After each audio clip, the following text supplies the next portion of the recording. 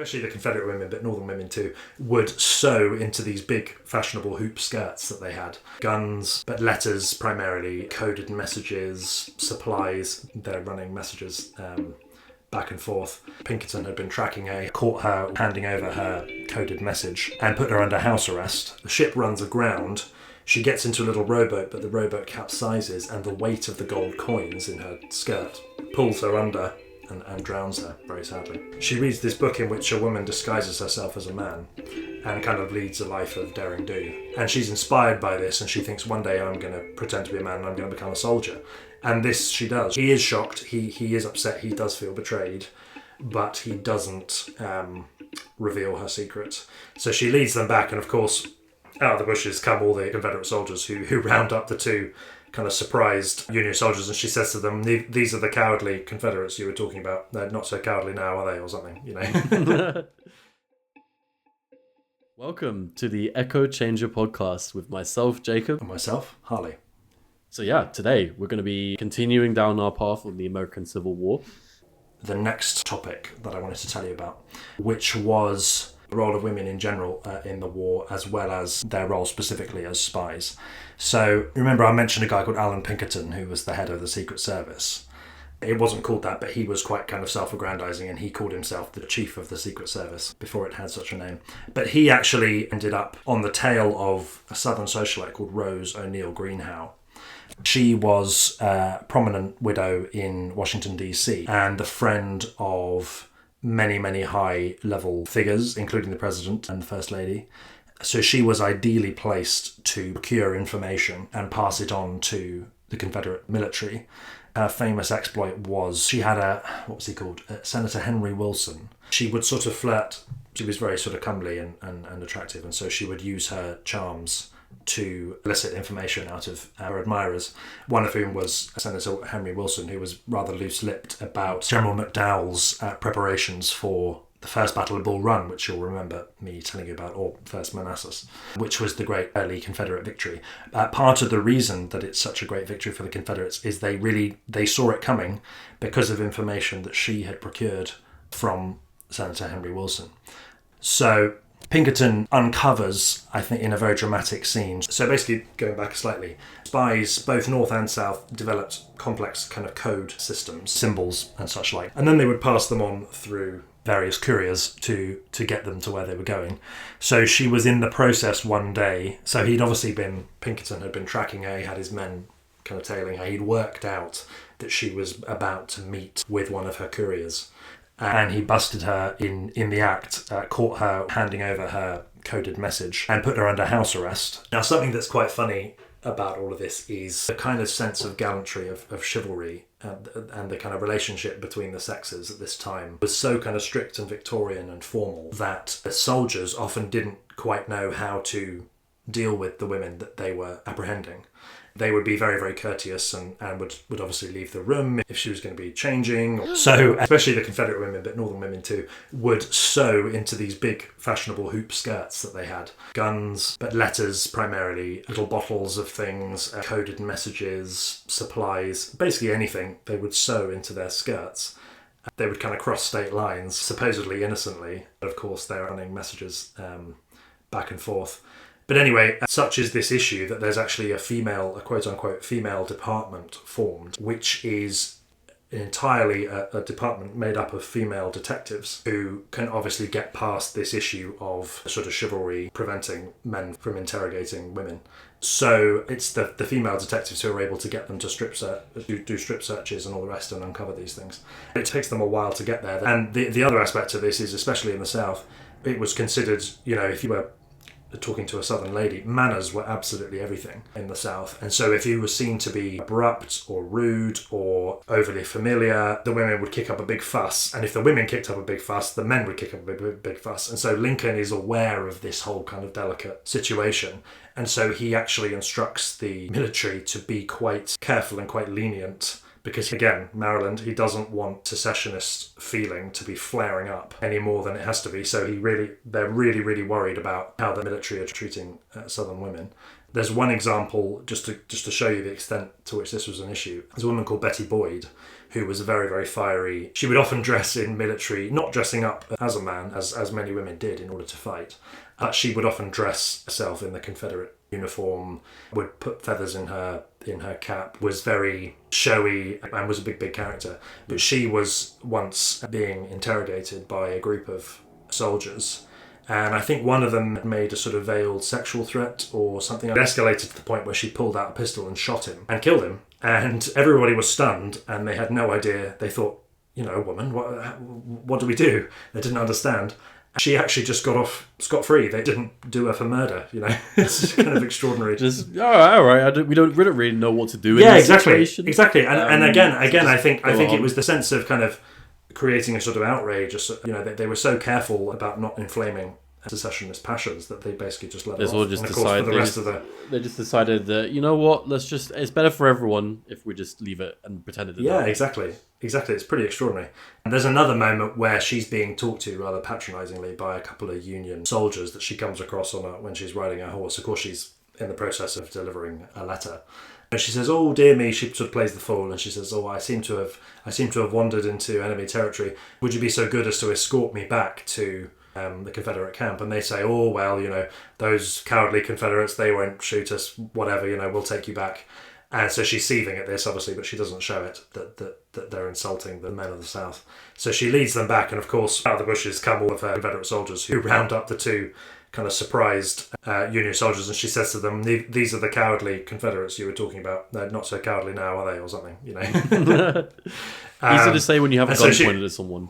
Yes, exactly. So to go back to Rose O'Neill Greenhow, she was eventually, after being held in her home for a while, and while being held in her home, she obviously has her young daughter is with her, and she manages to sort of charm the guards to allow her child to go and play with other children. And so she sneaks little letters into cakes and things that she gives little Rose, she's called, also called Rose, her daughter. She gives little Rose cakes and all sorts and sends her off with kind of coded messages. So even under house arrest, she's still kind of fooling them. Eventually, it's felt that she needs to be put in a proper prison because I think it's discovered that she is still getting things past them. So she's thrown into quite a nasty prison, which is the old Capitol prison in Washington, D.C. It's so kind of run down that there aren't even bars on her window. And she's told, don't lean out the window because that will be seen as a kind of escape attempt and you'll be shot. So she can't even really look out of her window. So eventually, she wants her daughter there with her. So they bring her daughter, and her daughter gets very ill, but she hates the Union soldiers so much that she won't let their military doctor come and help her little girl. So she manages to kind of kick up a fuss and get her own private physician in, who manages to cure her daughter. But anyway, eventually she is released without trial, interestingly, sometime in the middle of the war. I think it's sort of 1863 or so. I think the understanding is very much that she will leave the country. So she goes to Europe. She writes her memoirs in exile. She makes a real packet off of her memoirs, $2,000 in gold sovereigns. So she's coming back on a blockade runner ship, so ships that would... Because obviously the Union have a massive blockade of the South at this point, navally, because they're trying to strangle the South, and they're very successful blockade. But you, of course, had blockade runners, which were ships that would kind of bravely try and get through the lines. So she was on one of these, sneaking back into the country, and she had sewn $2,000 in gold coins into her skirt, as she was used to sewing all sorts of things into her clothes. And tragically, the ship runs aground. She gets into a little rowboat, but the rowboat capsizes, and the weight of the gold coins in her skirt pulls her under and drowns her, very sadly. That's I mean, I have to say, I mean, for a second there, I know you weren't going to say it, but I did actually have a suspicion that you might have been like, oh, well, she got caught in the metal detectors when she got back. They're putting her through, taking her through customs. So, oh, whoops, my whole plan's gone now. What's that in your skirt, madam? Yeah. What's that jangling sound that I can hear? Yeah, exactly. Yeah, exactly. But how do you do that, though? Like, because if you're saying it's like $2,000 in gold coins, I mean, that's not 2,000 coins, surely. No. It's big, whopping great coins, but they're heavy. So gold sovereigns. So maybe we can put a little asterisk up explaining once we've worked it out, kind of how much per sovereign, and so how many of these coins there would have been, I don't know, but it was $2,000 in gold sovereigns. Yeah. So she's a bit of an extraordinary character, and there's quite a fun, kind of silly and very inaccurate But there's a fun 90s film about her called The Rose and the Jackal, which I watched. And it's got Christopher Reeve of Superman fame playing Alan Pinkerton, the spy master. Madeline Smith Osborne playing Rose Greenhow. But in order to kind of spice up the film, it makes sense for the drama, but it is a bit silly. They basically have this romance blossom between Pinkerton and Greenhow, which is, of course, a complete historical fiction because they only met once. And neither of them liked the other. He completely despised her for her politics, and she thought him boorish and uncultured and unmannered. But it's kind of fun. It's a bit cheesy. It's a bit sort of soap opera-y. But it does broadly get everything else aside from the romance and this kind of daring, dashing kind of escape that he's supposed to, in the film, and I think this is all made up, he's supposed to be having her shot by firing squad for treason. And he tells the firing squad to fire the other way, so away from her rather than at her.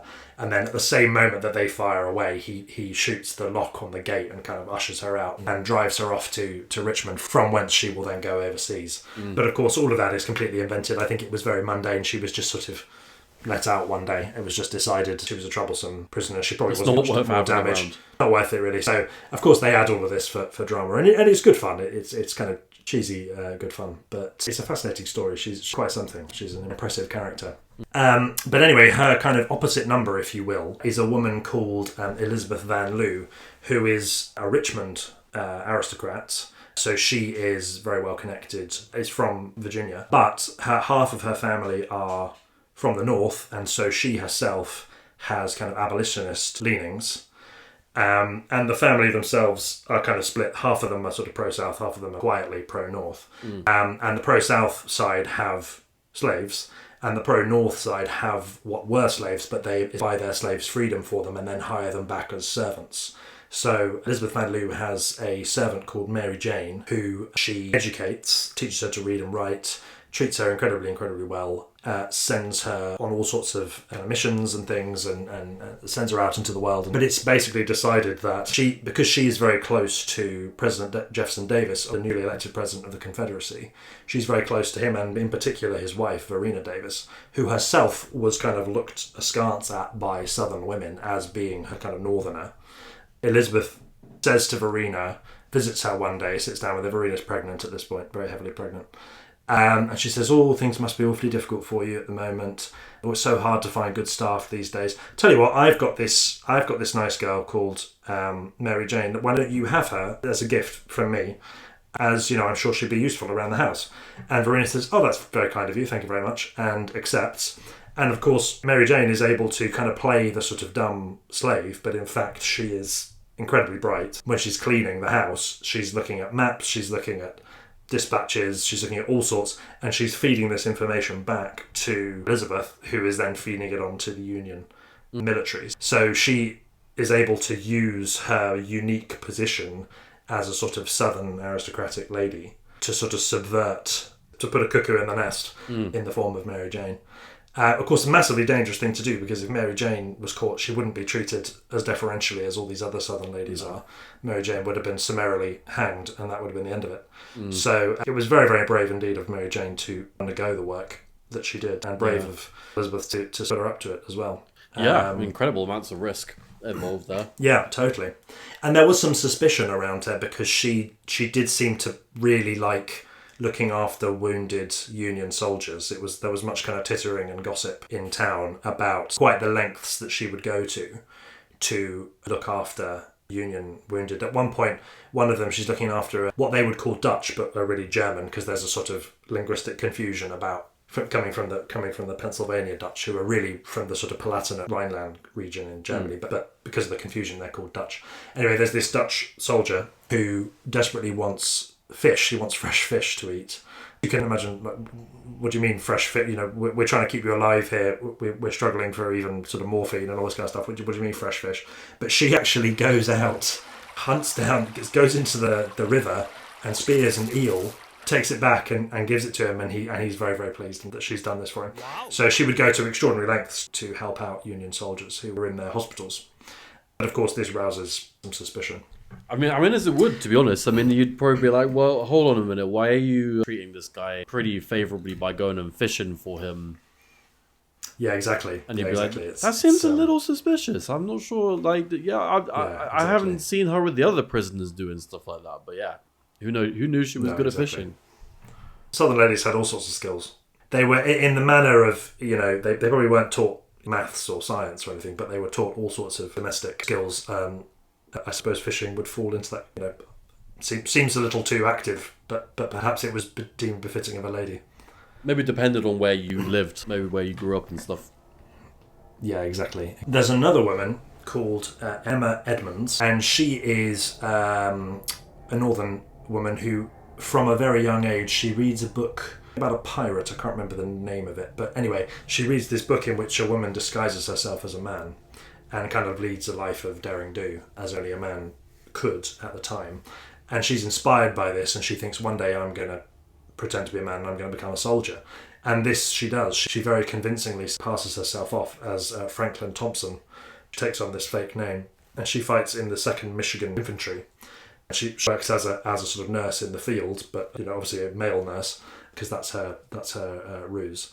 But there's a touching story where she gets to know this guy called Jerome, and he of course thinks that he's just talking to another one of the boys.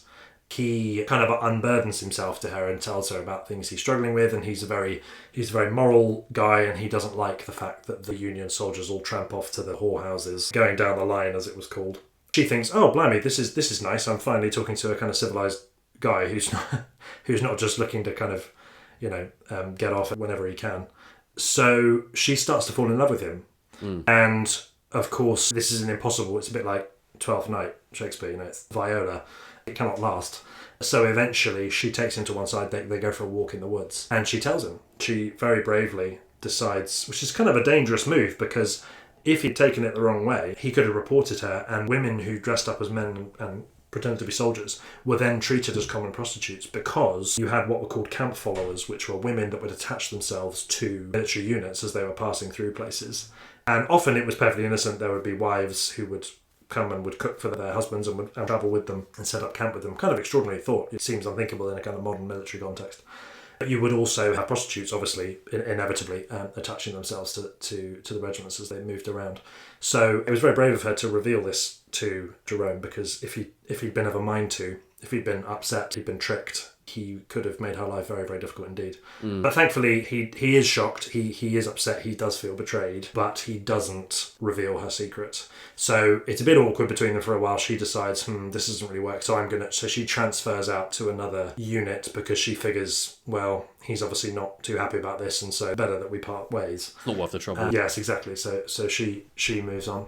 But she also had her kind of turn as a spy. So obviously she's already a master of disguise, because she's passing herself off as a man. But at one point she actually blacks up and passes herself off as a black labourer in the South as a way of getting information. Kind of extraordinary, and definitely wouldn't pass muster today. She dyes her skin with silver nitrate, I think it is, which sounds pretty dangerous. Yeah, I'm not sure that's a skincare routine you want, to be honest. I don't think it's going to be too good for you. And then at another point she pretends to be an Irish peddler woman. So she takes on these various personas. She kind of has fun with it, dressing up as various characters in order to pull information out of people. So in 1863, sadly, she gets malaria. This is the point at which, if she's treated for it, it's going to become very clear very quickly when they start to strip her off that she is not in fact what she says she is. So she deserts at that point to seek private treatment. She drops the disguise completely, goes back to just being a female nurse, a straightforwardly female nurse. Her desertion is discovered. She's charged with various things, but then eventually it is recognised that she's performed such a service for the Union that she's actually given a pension. They drop the charges and they give her a veteran's pension. Interesting that given the time, given the restrictions, the sort of shock of having a woman pretending to be a man to fight, pretty amazing that her service was in fact recognised, even at that time, and that she was given a veteran's pension. Well, you'd hope so, after the amount that she did and put herself through risks that she took and stuff like that. That's incredible. Exactly, extraordinary. So she's an extraordinary woman. In summary, it's a story you don't often think of, but the role of women is absolutely crucial. I mean, you look at the Battle of First Manassas would have gone down very differently indeed if Rose Greenhow hadn't gotten the information that she got out of Senator Wilson and sent on to PGT Beauregard. There's a book I've been reading by a woman called Karen Abbott called Liar, Temptress, Soldier, Spy, so kind of mirroring the famous Le Carre Tinker Tailor Soldier Spy, in which she tells the story of these four women I've mentioned to you. It's a fabulous, really, really riveting story, because there's so many kind of grey areas and little niches that women could actually use, although they're sort of disadvantages to their gender. They could kind of turn them to advantages, like being able to get away with literally murder in one case because of this strange kind of chivalric world in which they're moving. It is also, it's interesting that obviously because the times were changing at this stage in time, obviously like mid 1800s, and there still is that notion of chivalry, and warfare is still seen as this honourable endeavour. It's not kind of descended into the madness that it has in more modern times. This is a moment in which we were talking about before, Agincourt and the longbows. The paradigm is shifting at this point. Oh, yeah, for sure. And the south is the side that is left behind. And they still operate by this kind of quasi-medieval kind of... they almost see themselves as knights. Whereas the north are kind of a ruthlessly industrial, mechanised power. Chasing and the future. They have on their side. So on their side, they don't have the kind of morale element, because it's very difficult to convince a northern soldier why he's fighting for what he's fighting for. Because to him, both the primary causes, i.e. one being preserving the Union and the other being abolishing slavery, as it becomes after the Emancipation Proclamation, both are very nebulous things to him in his life. He sort of thinks, well, why would I do this? Whereas the Southerners had a real kind of powerful, as they saw it, kind of moral cause, in that they felt like they were being invaded. They felt like their rights were being stripped from them, their way of life was being taken from them. Horrifying as slavery, of course, is, it has to be seen in the context of that is their way of life, so they are incredibly motivated. There's a point at which a kind of famous story told by the historian Shelby Foote in this documentary Americans of War by Ken Burns, which I'd mentioned before, where there's a kind of raggedy Confederate soldier who is captured by Union forces, and he's a sort of a bit of a pathetic sight. He's obviously poor, not a man of great learning, all the rest of it, and they sort of look at him pityingly and they say, look, why are you, you don't own any slaves, why are you fighting? And he says, well, I'm fighting because you're down here. And they sort of thought, well, fair enough, From his perspective, that is kind of how it is. Yeah. Anyway, as we were saying, it is that the South are still operating by this strange chivalric kind of quasi-medieval code, and it gets them into hot water, both in terms of them refusing to industrialise to become a modern power, but also militarily, although they have the chutzpah in their generals that the North don't necessarily have. They have incredible gallant soldiers who will do extraordinary things, who are very brave and spontaneous and can respond they're very agile. They can respond very quickly to changing situations in a way that a lot of the northern generals, especially McClellan, who was the useless one I was telling you about, who just would never attack, they did lack nevertheless the real kind of industrial power to create arms. They just hadn't put in place the factories that they needed. By the time that the war came about, they just did not have the industrial base necessary to produce armaments at the rate they would have needed to if they were going to win. They were just vastly outnumbered. Well, you talk about obviously that, and also there's the blockade as well that you mentioned too. There's multiple factors at play in terms of the disadvantage that the Confederates found themselves at. Because they would have been trying to buy things as much as they could off of European powers who were sympathetic, who bought cotton off them, i.e. us and the French, but couldn't get it back through the blockade. It's no good. It's no in good individual cases they could. Yeah, it's interesting though, because I do think like a lot of wars generally are seen as black and white, and a lot of civil wars are seen even more so. But I do think it's interesting to dig deeper into the reasoning behind both sides and kind of what they were fighting for, what they believed in. I mean, obviously, it's pretty well documented that the Confederacy was super pro-slavery and they wanted to maintain that kind of like, their way of life, so to speak. But it also knowing that there's so many split sentiments, even in states that are officially part of the Union. I think it's never as straightforward as it just being like, oh, one day they decided to fight. There's so many pieces at play in how that affects people's lives, how that affects different, demographics of people in society. So we've obviously covered, the role of women in the war and how they kind of existed within that chivalrous honor code that they had in the South, but then using it to their own advantage in a way as well, to really impact the war. Absolutely.